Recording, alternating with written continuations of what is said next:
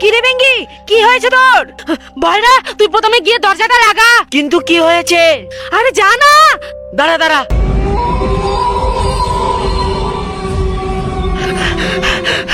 এবার বল কি হয়েছে?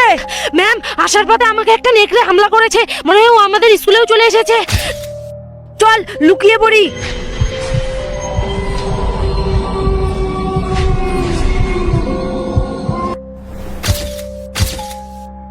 বেঙ্গি, তোর এখানে কি হয়েছে? আরে ম্যাম কিছু না তো। বল না কি হয়েছে?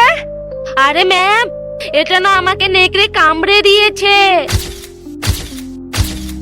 আমি শুনেছি যাকে নেকড়ে কামড়ায় সেও নেকড়ে হয়ে যায়। আরে এমনিতে আমার ভয় মুখ বেরিয়ে যাচ্ছে, আর তুই আরো ভয় দেখাচ্ছিস। এরপর আমাদের সঙ্গে কি হলো জানার জন্য কমেন্টে পার্ট 2 লিখো।